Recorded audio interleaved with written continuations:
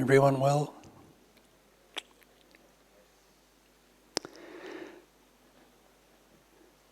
This morning we have the pleasure of meeting Sister Jayanti. Many of you have perhaps met her or seen her in different forums over time. Sister Jayanti can be described in many ways, but she is part of the global executive team of the Brahma Kumaris. In many ways, she's the public face, I think, of the Brahma Kumaris, representing the organisation at the United Nations and on the Conference of the Parties and Climate Change and Environment and many other forums. She's widely travelled. We used to say that she was based in UK, Europe, but these days she's much more a global citizen and spends her time split between India and travels around the globe. But we're particularly delighted that Sister Jayanti continues to be able to make time in her calendar to join us at Peace of Mind. And we'll enjoy this morning's class with her and also tomorrow morning's class. One little thing is today, we know that the classes in the mornings are a little bit, they last some time, an hour and a half, so it's a lot of sitting and absorbing information. So today we're going to try something a little bit different, and we'll get into the detail later, but after the main sort of class, if you like, from Sister Jayanti, we're then going to break and have a little bit of dialogue workshop and some question and answer, just to break up the flow a little bit. Thank you, Sister Jayanti.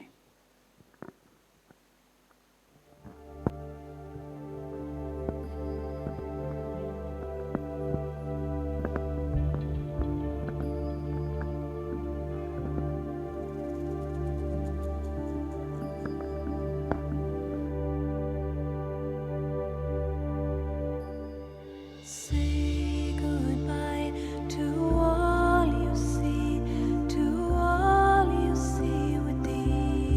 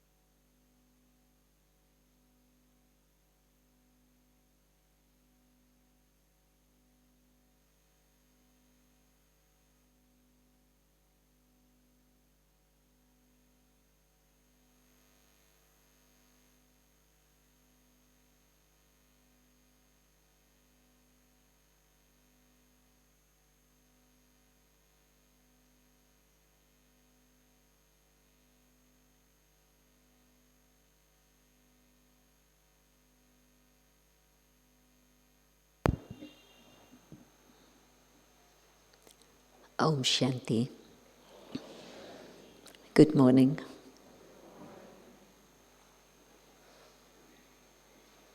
We are coming towards the close of the retreat, and so far I think you've probably come to terms with the concept of soul and experimented with it and maybe experienced it. Who feels they've had a little bit of a glimpse of the soul? And those who can't decide whether to raise their hands or not, it's okay. Because just keep that practice going of being here, experiencing the light that you are, and doing all the things you need to do, but coming back to this again and again. It'll be a tremendous support for your journey. And the connection with the divine, my hope is that that topic also is something that you feel comfortable with. And maybe there are some who still don't believe in God, the source, the divine. It's okay. The practice of meditation, just simply with this awareness, is of tremendous benefit anyway. So continue and see where it takes you. And today we're going to take a little bit of a leap in a few ways. We are used to thinking about time starting here, finishing here. But maybe you've now gone beyond that awareness to the awareness of time in a circular way. Think about nature. Look at all the different plants and leaves, and is there a single straight line that you see anywhere? And not just here, but anywhere in the world, in nature. No straight lines at all. Maybe there's a little circle, maybe there's a big circle, and when it's a very big circle, you're only able to see a part of it. And so maybe you think it's a straight line, but actually when you explore it, it's not. And so when you're thinking about a time frame of thousands of years, thousands, it's a huge, huge, huge circle, but it's the only way to describe the way life moves. Think about a seed and a tree. Which came first?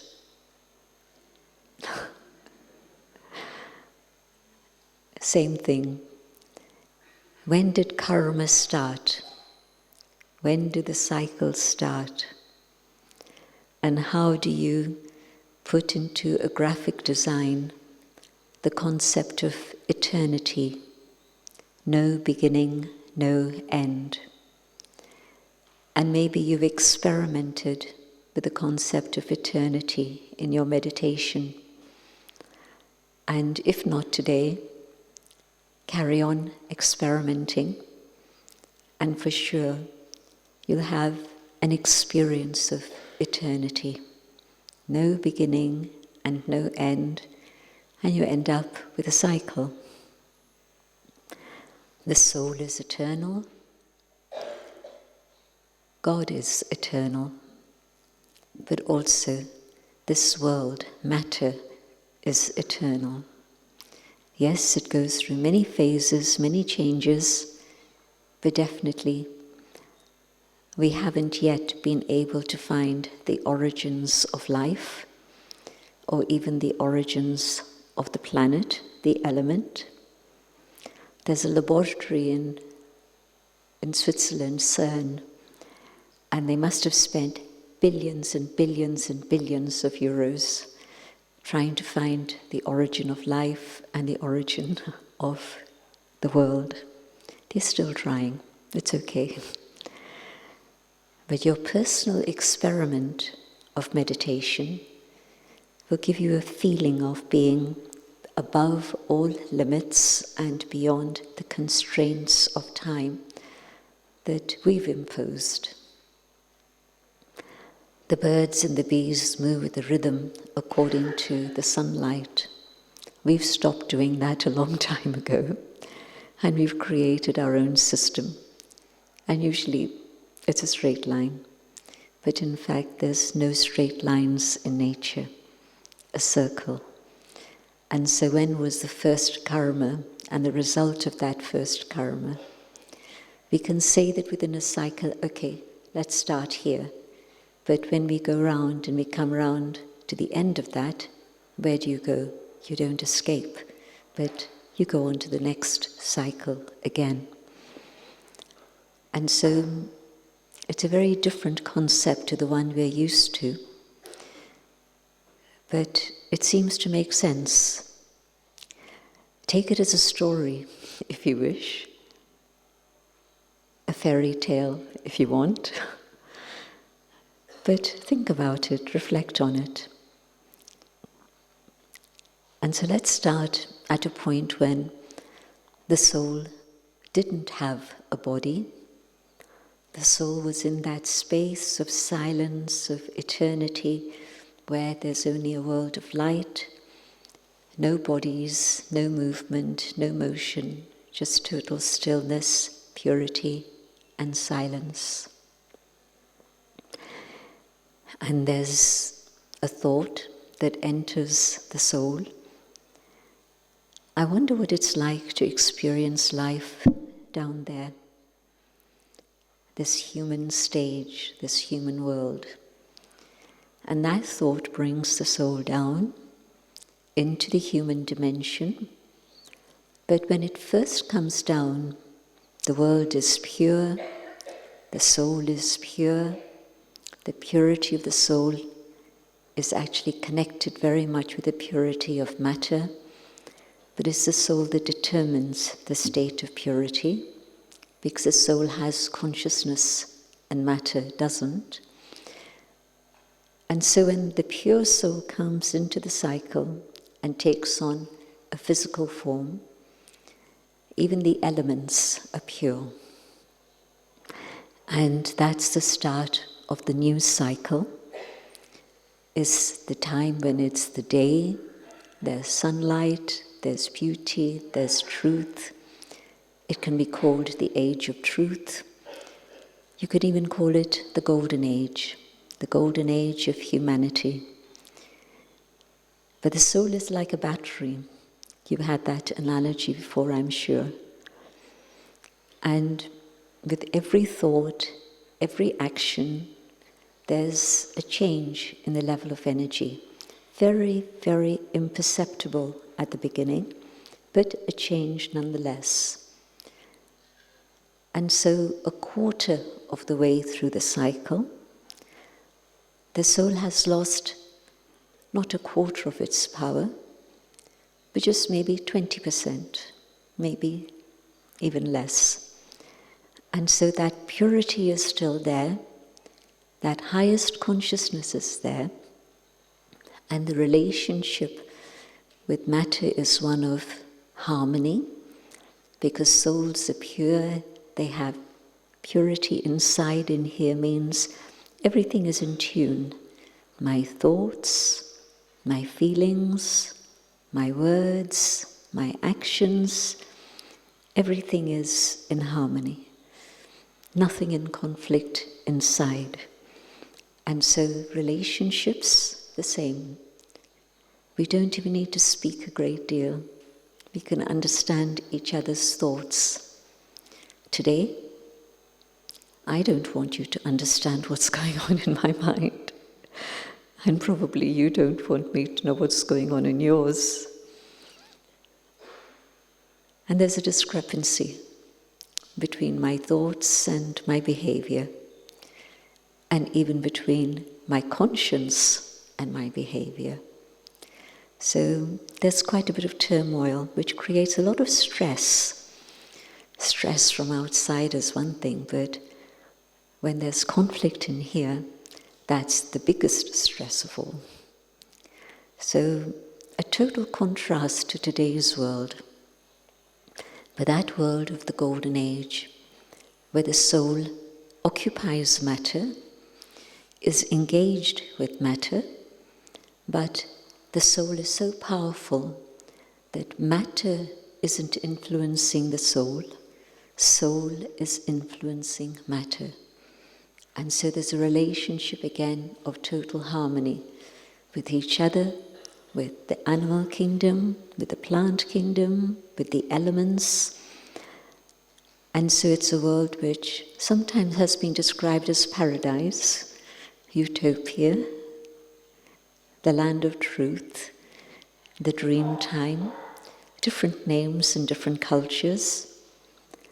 But if it's a myth, it somehow has persisted through all the centuries and millennia. And it's a very powerful myth that there was a time when there was total happiness. And so can I even think of it as a dream? But the power of the soul gradually diminishes, and it comes to the point where it's no longer full capacity. And there's a little bit of a change, barely noticeable, still the world of paradise, still the world of harmony, but some of that truth has just faded. It hasn't disappeared, it's just faded a little bit. And so where we use the analogy of gold, now we would use the analogy of silver. And so the golden age, wind, rain, sun, doesn't impact gold. The gold stays as it is. Silver, there's a bit of a tarnish and then needs a quick rub and it's sparkling again. But there's a change. Maybe there isn't that total communication of understanding. Maybe a little bit of a gap, maybe a time gap. Takes me a bit more time to understand you, and you to understand me. And so we've moved into a different period, but still beautiful, harmonious, and still paradise. But by the time you reach halfway through the cycle, we've lost by then half our power. And that's a critical time, because our consciousness flips. Where it was totally the awareness of spirit, now it becomes the consciousness of matter, of the physical. Where we've got legends on a universal scale of a world of paradise, we've also got legends that speak about the exile from paradise. When there's a story that persists, there must be some truth in it. Maybe there's a lot of embroidery around it, but the thread must be something that's real. And so there's a story of Pandora's box, there's a story of Adam and Eve, different stories, but they all describe that state where there's a fall from grace. We move from that experience of sacredness, sanctity, beauty, truth to another era. And now the body has taken over. And think about all the things that Pandora's box did when it was opened. All the bugs came out, ill health, the feeling of lack, the loss of so much, death coming in a way which is very different to the way it was in the Golden and Silver Age. Golden and Silver Age, the word death doesn't exist, because it's a very sweet transition when this chariot, this vehicle, is a little bit old. It's time to say goodbye, and the soul moves from one body in a very smooth transition to a mother's womb, and the people here wave goodbye with love, knowing it's time for the soul to go. The soul goes with love, no strings or bondages of attachment. It enters a fetus and it begins with a fresh new costume, a beautiful new vehicle that's much more comfortable. And so, new relatives, new faces, but all of it filled with joy and love. And now Pandora's box and death has come on the scene. And there's fear, there's darkness, there's insecurity. But this is because there are 5 major evils that have appeared that had no place in the Golden and Silver Ages. It's the time for lust and anger and greed and attachment and the big one, ego. And they begin very little. And so life is still fairly comfortable and the soul is quite happy. But as time goes on, we get messengers, we get prophets who come and try and teach us the path of truth, the path of nobility, the path of love. Different messages from different prophets, but all very true. And they help to a certain extent, but they're not able to reverse the process. The process of decline continues. Nobody's able to explain how to recharge the soul and bring it back to its original state of purity. And so from this period, the 3rd period, which we call the Copper Age, if you've seen copper, when it's got rusty, it changes color. And it's dangerous. You touch it and it's scary. You don't want to touch it. So the soul's now in a very different space. There's love, but it's now become attachment and possessiveness. There's definitely no peace anymore. The purity the soul had has disappeared. And so the conflict inside is beginning. We've moved away from our original qualities and our original values. And the prophets aren't able to turn the tide. And now we're into the era of recorded history. And it's an era of suffering, of pain, of disease, war, strife, all of these things. And the causes, not lack of anything, there's enough for all. But the causes, the greed, the ego, the desires. And so although we then have the teachings, and we say this is good, this is true, this is helpful, but we don't have the power to follow those teachings in our life. We'll say that, yes, it's good to be noble, it's good to be pure, it's good to be this, that, and the other, but we don't have the capacity to do it. And so the decline continues. And so from the Copper Age we reach the Iron Age. And guess which part of the cycle we're in now? Any guesses? No surprise if I say you're in the Dark Age, the Iron Age. And iron gets rusty and it's poisonous. I don't want to give sorrow, but somehow there's misunderstandings, there's lack of integrity, there's ulterior motives, and all this is part of the mix that then creates the sorrow and pain, both for the giver and the receiver. Because when I'm angry, I'm not just giving you sorrow, I'm hurting myself and I don't like it, but I can't do anything about it.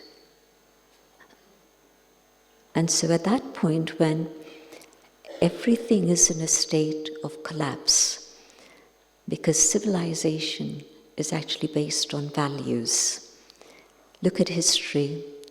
Every civilization that collapsed is because they moved away from their truth, their values.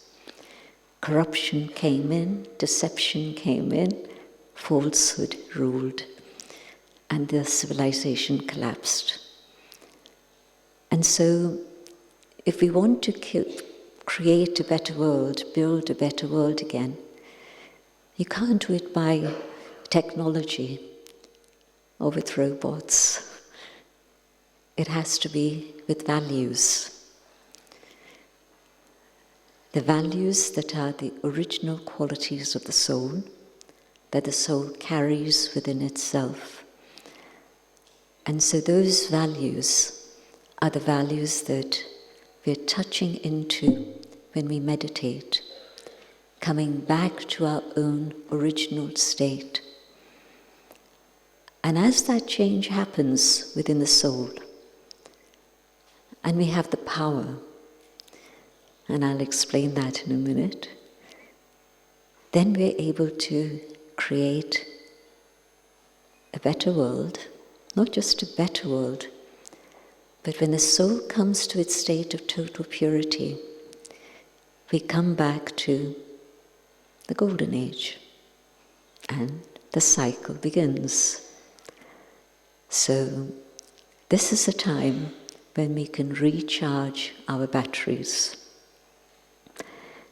But in order to do this, we need clarity, totally clear information about what the soul is, who God is, where our home is, and the story of the cycle.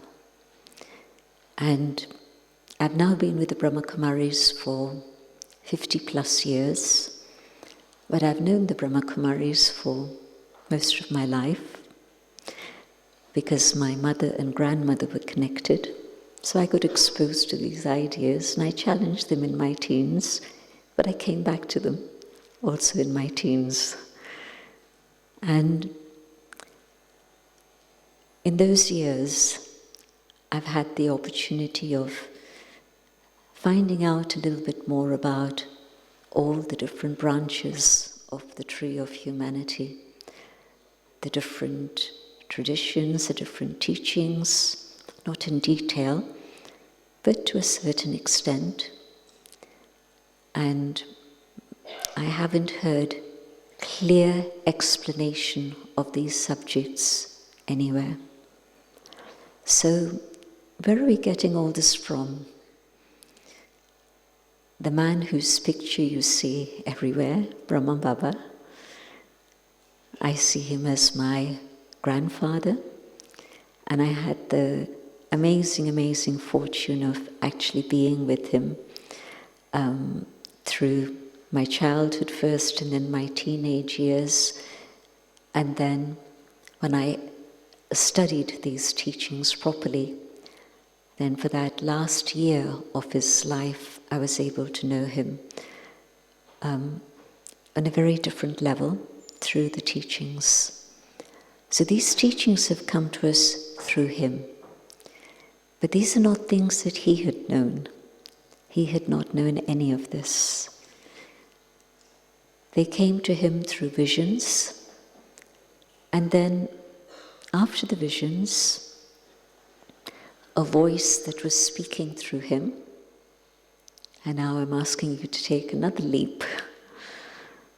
That here's a man, but the divine speaks through him so that we can have clear information and we can once again connect and be able to come back to our original state of peace, of purity, of power, of love, of truth, of joy.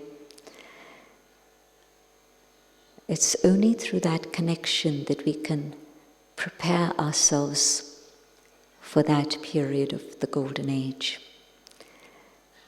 But the beautiful thing is that this is that transition period right now, the end of the old and the beginning of the new. And it happens, the transition can happen because of that extra influx of energy. Otherwise, entropy, and there's a loss, and then to get back to that original state of power, it needs extra energy from outside. Human energy isn't able to transform human intellects that are at this moment highly polluted to a state of divinity, which was a state of the intellect at the beginning of the cycle. And so that entry of the divine into the human story to explain all of this is the way in which we listen, we try and understand, we experiment and see what works for us and how it fits. And according to our own understanding, practice those teachings, and we see the results in our own life. And then we want to understand more. So it's a gradual process of transformation, but not gradual in the sense of 1,000 years, gradual just in the sense of one lifetime. But yes, what I knew when I was 19 to what I know today, it's a huge transformation.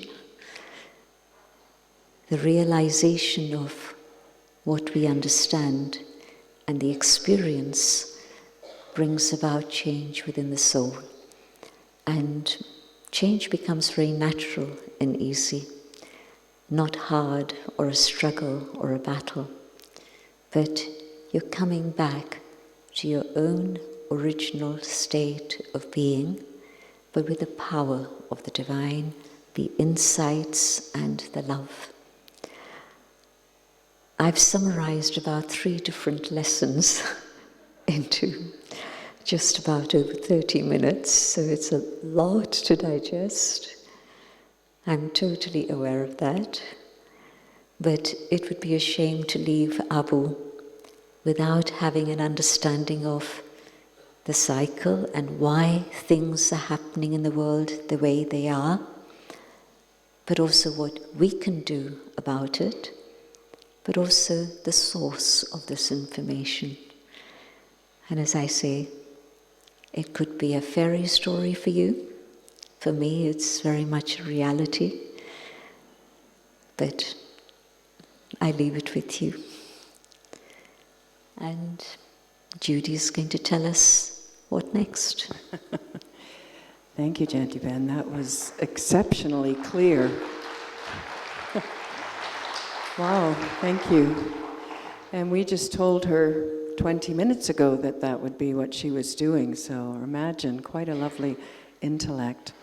We've been thinking about the time to digest and integrate some of these concepts, stories, ideas that you've been hearing here. So I'd like to take just a 5-minute pause, and I'm going to ask you to get out those beautiful journals. Hopefully you have some pages left in your journal. Do you?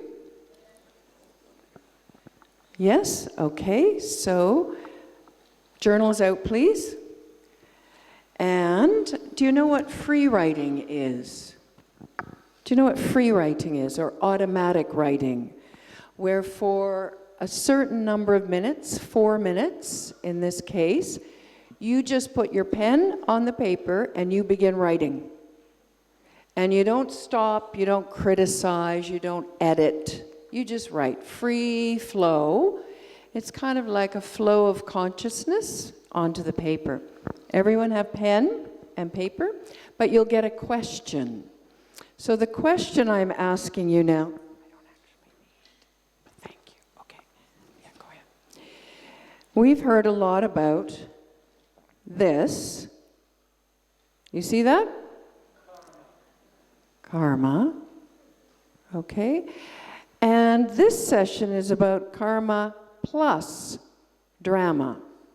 You see that?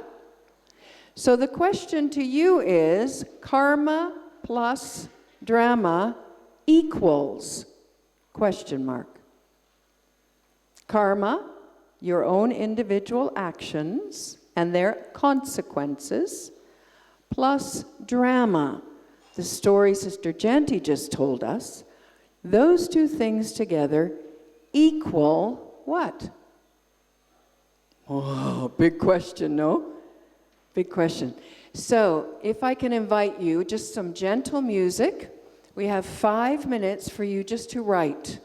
Just write your own thoughts. No conversation with anyone. This is you, maybe conversation with God, but just you, your pen, your paper, your own intuition, your own wisdom, your own thoughts, and just digest, please. Karma plus drama equals what? Okay, begin.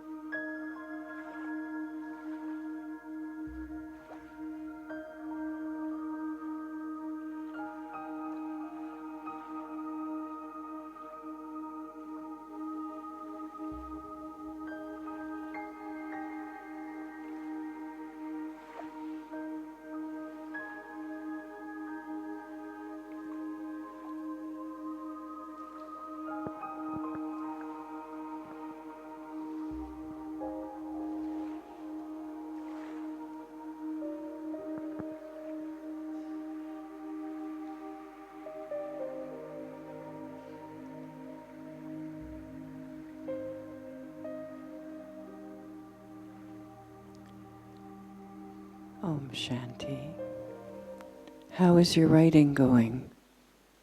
Is it good to be making your own sense of these things? It's important, right? Because you're taking yourself with you. So we'd like to just give you a few minutes to talk to the person next to you.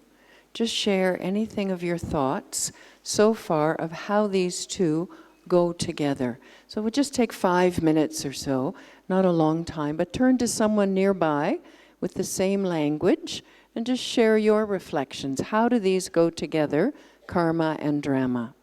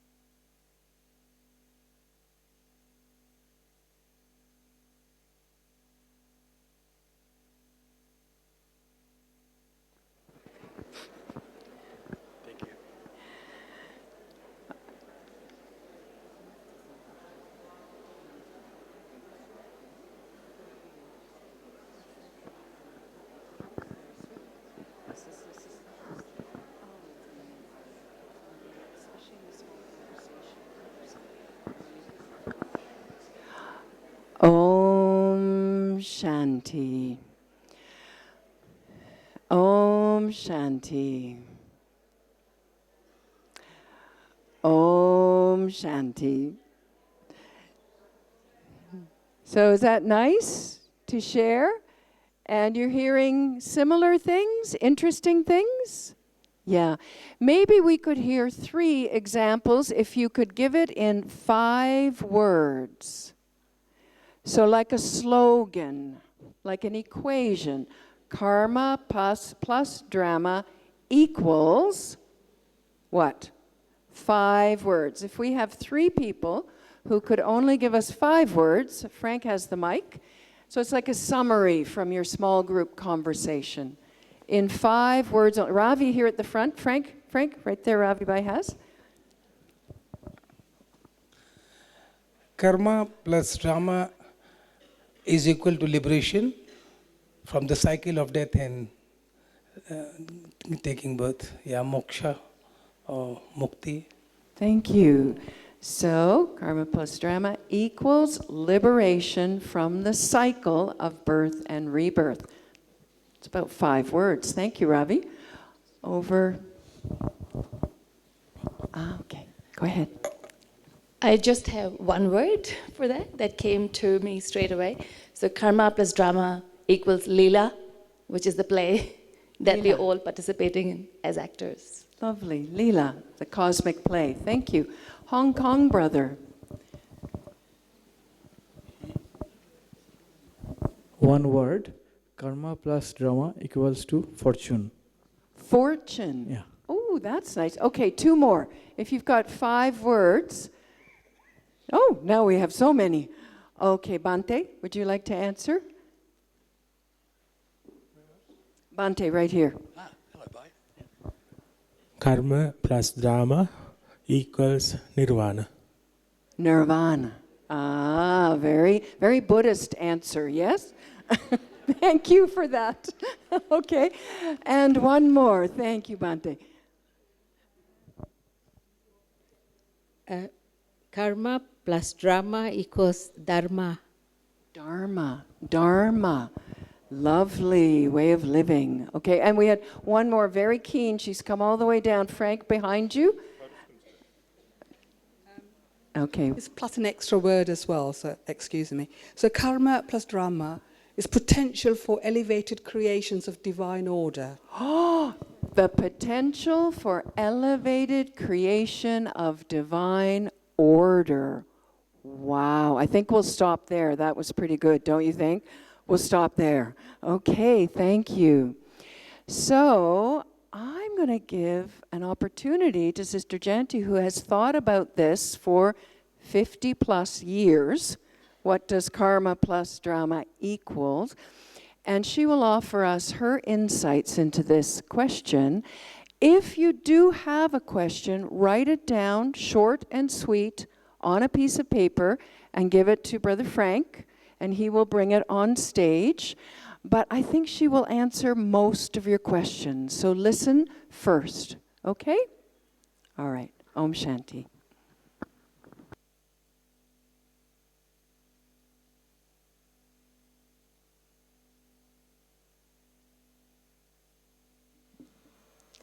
Om Shanti.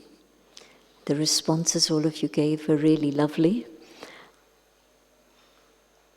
And for me, drama and karma are interchangeable, because drama and karma together is life. Soul taking a body is life, and as soon as a soul has taken a body, then all the things it's doing on the world drama stage, that is life. And so everything is karma and drama. When it's the golden age, it didn't happen just by chance.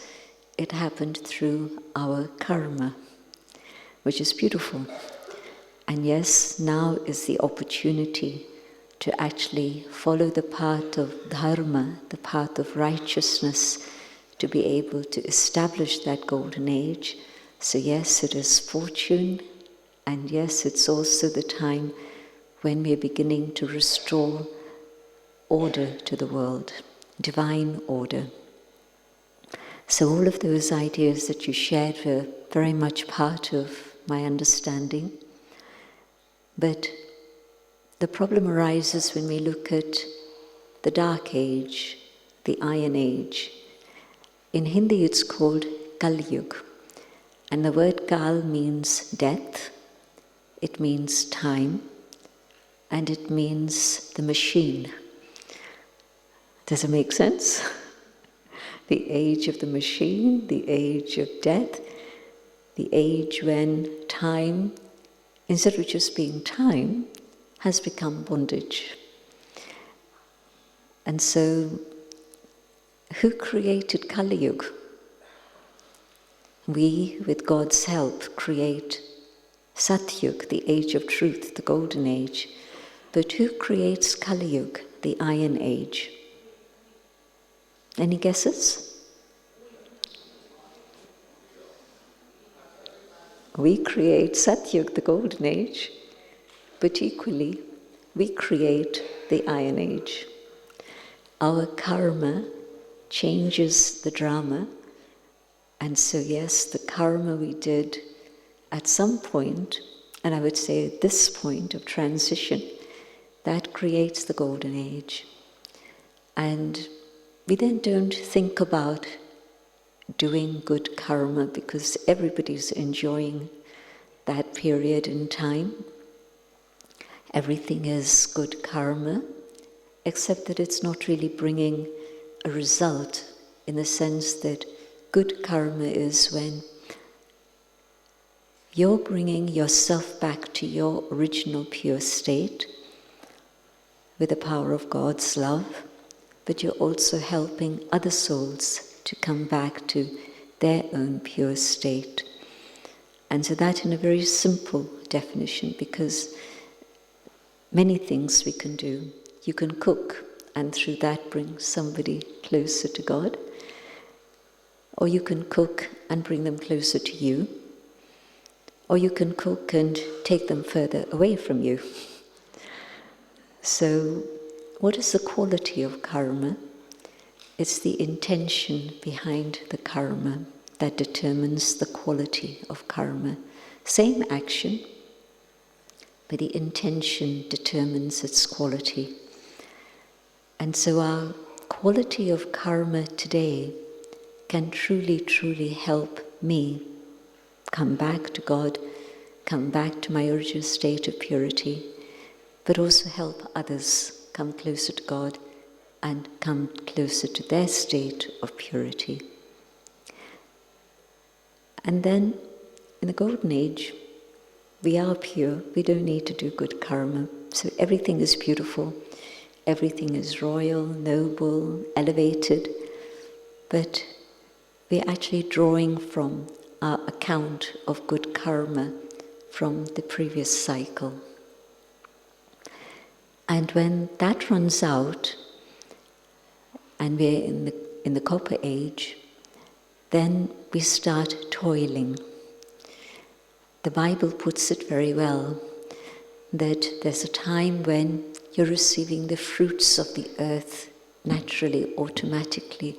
The earth has compassion, the earth has generosity, the earth is giving. And then, when you've eaten from the tree of knowledge, and there's the fall, which is strange, knowledge is a good thing. So eating from the tree of knowledge would be very good, except that it's the tree of the knowledge of the dark side of the soul. It's the tree of the knowledge of the vices. So it's a tree of the knowledge of the material things rather than the elevated things. And so our karma from that moment on is really a mixture. Everything is tainted with something that's connected with the physical, in the sense of I want more, or I have anger, or I have attachment, maybe not more for myself, but more for those who I feel connected with, which is usually a smaller group. I'm not connected with everyone. In the Golden Age, it's one family, a connection in which everybody is part of my family. And so there's no need for generosity even, because there's abundance. Everything is there available for all. Now I want, and I want for me and mine. And so the problems begin. And they increase until the end of the Iron Age. We try and do good karma, but we don't really know ourselves. And so to do altruistic good karma is next to impossible. We don't really know God, so we don't have the power to be able to free ourselves from our own desires and say that, yes, this is something which is for others. So we sometimes call it good karma, but then we want to see our name on the board, or we want to have recognition of some type or another. Or even worse, I've given, so I need to see a return in some form or another. And so I might think I'm doing good karma, but because the seed is a seed of self-interest, it's not really pure good karma. Hence the slide downwards and the decay coming in, and the corruption and the breakdown. And so karma has determined the story of the drama. And so now at this moment, once I have the fortune of knowing myself and knowing the divine, I have to do two things simultaneously. I have to find a way to settle my karma from the past, not just one birth, but several births. And I don't even know what I've done, except that I'm feeling the pain. And the story of karma is that good karma will bring happiness.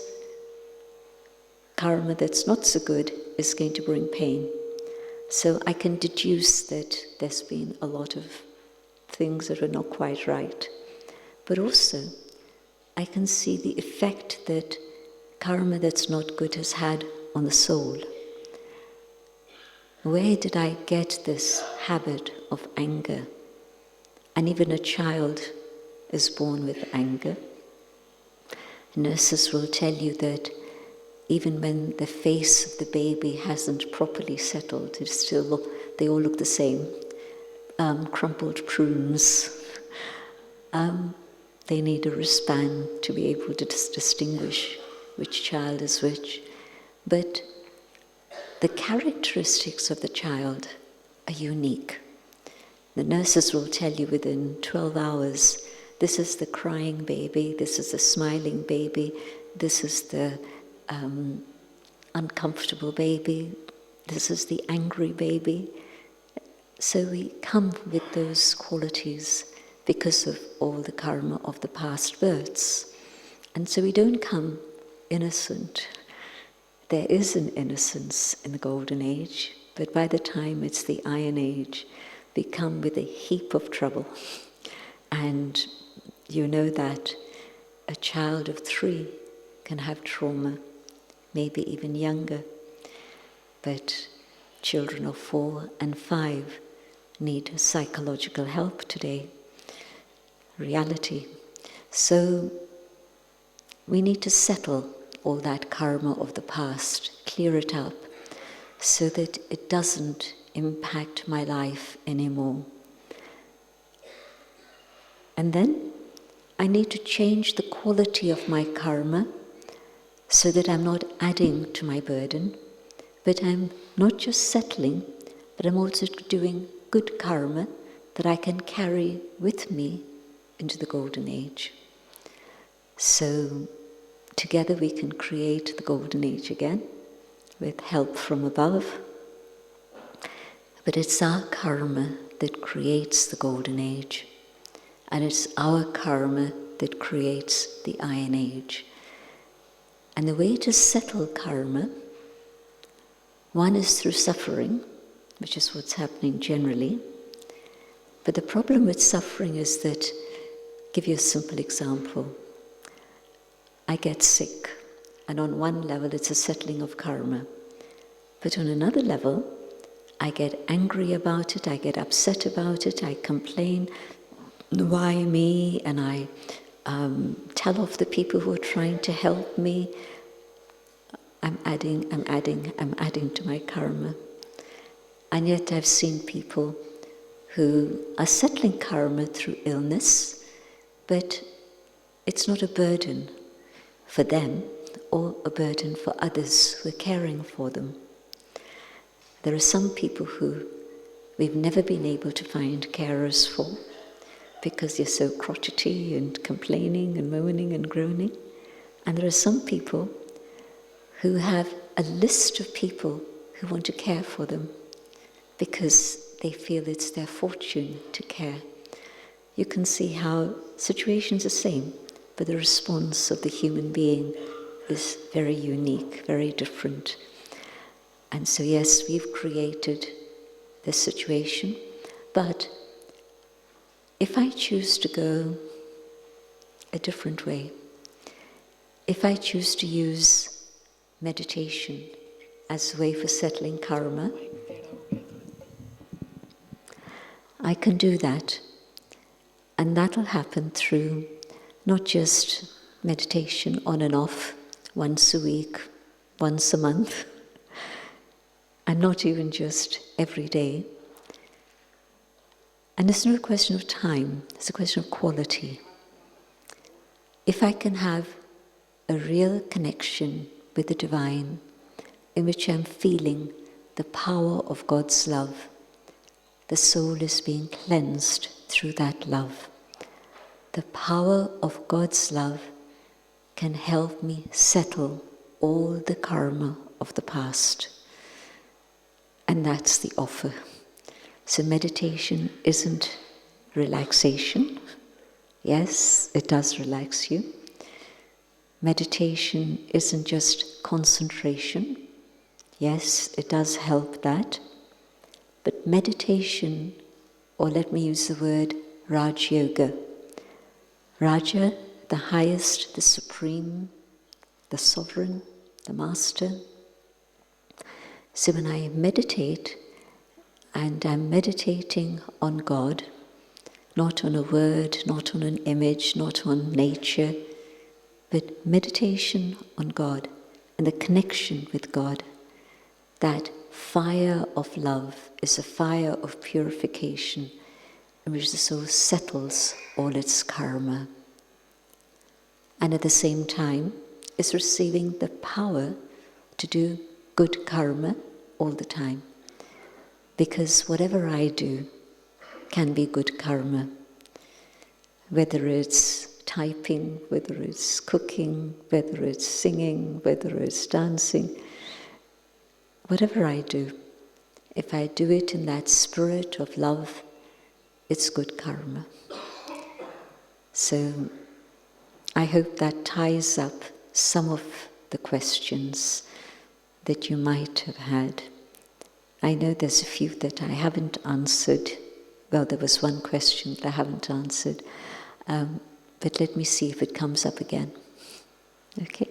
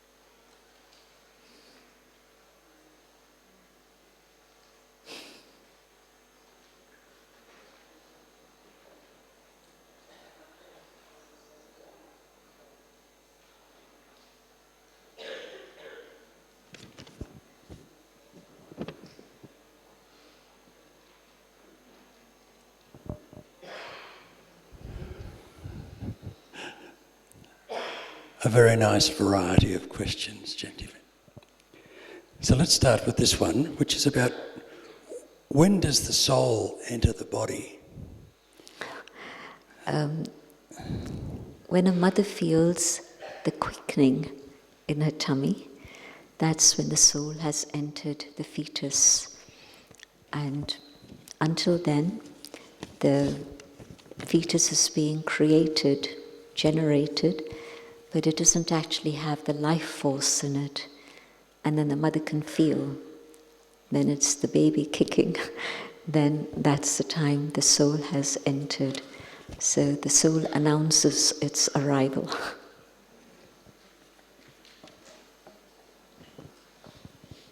Who is keeping accounts of the karma? Automatic. God doesn't need to keep the accounts, and there's no way that I can keep it. We are living in a world of automation, and so that's automatic.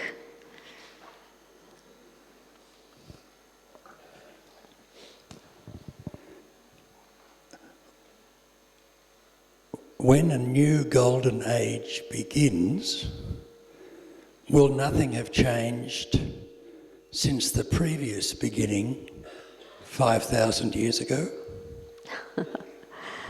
It's a tricky one to get your head around, but when I experience the eternity of the soul, I also understand the eternity of my part that's recorded within the soul. And so at any given moment, that same part that's recorded emerges. And so yes, the cycle repeats automatically, but I would suggest that you don't get stuck with that. Wait for the experience of your own eternity and the eternal recording so that it becomes a bit clearer. It's not something I can prove to you. It's not something that we can reason out, but it is what it is. What's most important is to know that this is now the transition period, and this is the time when I have all the tools to help me create my fortune and to create the golden age.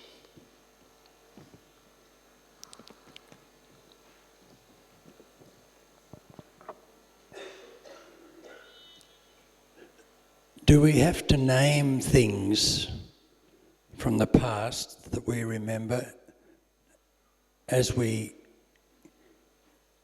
give forgiveness, or do we simply meditate? So do we have to identify them, or can we just meditate?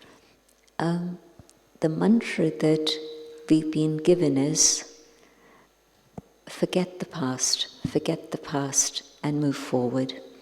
If you keep thinking of the past, you're going to hold on to it. So even something that happens this morning, if it's beneficial, benevolent, keep it in your heart. But if it's something that's not very nice, come to terms with it, and there's a process, and forgive, and forget, and move on.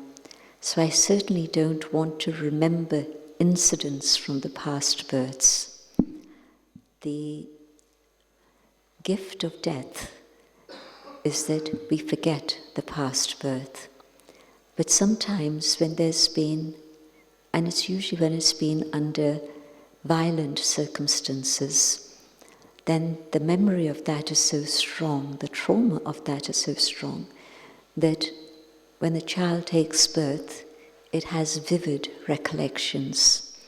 And in the West, when the child speaks of these things, they usually get told, oh, that was a bad dream, forget it. In India, they take it more seriously. And there's a man called Professor Ian Stevenson from the US who studied many, many, many stories from children about their past births and set out to validate them. And he did. He was able to get concrete evidence of the past birth and the child who's had that recollection and that memory. But it was always in very traumatic, violent circumstances, not the usual. And so the gift of death under normal circumstances, where it's a natural death, is one in which we leave behind the past, but of course we carry the karmic account of that with the soul, but we also carry the elements of personality that are related to the past. Thanks, Jayanti. We have two that are sort of related. So the first one is, how do I remain in a soul-conscious level in my actions? My experience is that as soon as I think of being soul-conscious, I realise that my ego has taken over and I am being body-conscious. Smile. How to be in the flow and stay there. And a sort of related one is, how do you remain sensitive to and aware of the divine in your daily life? How many of you ever met Dadi Janki? Anyone? Oh, a good few. Dadi used to say, don't ask me how long I spend in remembrance, ask me how long I don't spend in remembrance. So the Dadis are senior sisters who, it's an amazing story, and I won't share the detail of that with you now, but the story of the establishment of the Brahma Kumaris and these young women and a few young men, but especially young women who surrendered their lives to God, age 12, age 14, age 19. The majority of them were all young, and the older ones were just in their 20s and 30s. So the story of all the Dadis is they would have remembrance in a natural way, and you could feel the power of that. And so I think it's a question of practice, and more practice. So when you practice, then you're able to keep your awareness here as you speak, as you do physical things that don't need focus. When you need to focus and concentrate on something, before you start, remembrance, and when you finish, remembrance. But in that space of the actual doing, I think it might be a challenge because the intellect is occupied, but where it's a lot of the time of our life a day is doing things that don't need total focus or concentration in that way. So another two that are sort of related. The cycle of golden age, can it be described as the next octave? As we are now entering the higher octave through collective consciousness. And the other, how will the destruction happen? What do you think?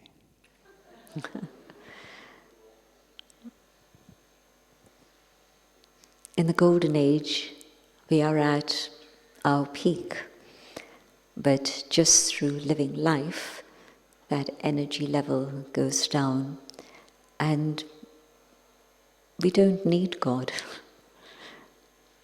It's not a godless society, because it's very much following the spiritual laws of the universe, but there's no need for prayer or meditation, because there's a state of total purity. Prayer, meditation, and all the rituals of life, they begin from the copper age. Golden age, you don't need them. You're already at your peak.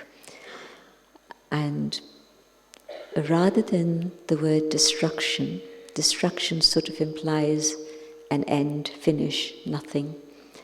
But the transition from the golden age to to the Iron Age is natural. And similarly, from the Iron Age to the Golden Age, it's also a natural transition, except that there's a lot that's going on. Natural disasters, wars, and souls go home to that land of silence, that land of peace, and then come down here according to their level of purity. So the Golden Age, the highest level of purity, minimum population. The one souls come down, they take birth and rebirth. And Iron Age, minimum purity and maximum population. And so it's a transition, but it's a transition in which souls are freed from suffering. How do you sort out the mess that the world is in today until you say, okay, let's take a pause, let's finish everything and start again. So that's what's happening at the end of the Iron Age. Souls going home, but while we are here, before we go home, the preparation for the Golden Age. But not everyone's interested in the Golden Age. Some are quite happy and content, though surprising it may be. There are people who are happy and content and want nothing more than what the Iron Age offers. It's fine, it's okay. Those who feel there can be a better me, a better world, they're making the effort. So for them, there's the Golden Age. I can imagine there's more questions coming in your minds. But what I think is, if you just grasp the concept, the cycle, and secondly, the transition period, and what I need to do today. If you want, forget the rest, it's okay. But you'll be able to get more clarification at your own centers, and definitely there are answers to all the questions. One last, okay, to do with karma. So, two related questions. There's a saying that when you do a bad karma and you haven't undone it in this life, that it will be passed down to your loved ones or next of kin, for example. How true might this be? And the other one is, when I see somebody is settling their karma, how can I remain detached instead of becoming dragged into their experience? Thank you. Karma is very specifically my karma, so it's not that my children will take on my karma, but the fact that I'm related to them so closely, I'm already engaging in karma with all of them. And so then the wider impact of my karma is being felt by them also. But they're part of that too. They wouldn't be my children otherwise. And so the intricacy of karma is incredible. Why did I take birth here? Why did I take birth to these people? Etc., etc. So the threads of karma are extremely complex, but generally, my karma is my karma. So if it's coming to me, say, in the form of illness, I'm the one who's suffering, but those around me may also be suffering because of my illness in different ways. There's a backlash. So interconnectedness is the story. And yes, there can be an impact, but not in a direct way. Yeah? And mostly, when I see somebody else suffering, I suffer. That's the human state. And what I have to learn is, instead of just simply crying with them because they're in pain, can I do something to help them deal with the pain, which means I mustn't get emotionally trapped. I have to stay, now this is a very difficult word, detached. It's difficult because the basic concept of being detached is just to be here and detached from my own skin. It's not about detachment from you, but it is about being able to not be impacted by your pain, but to find a way in which I can try and help you. So that instead of sitting crying with you, I wipe away your tears and help you learn to smile.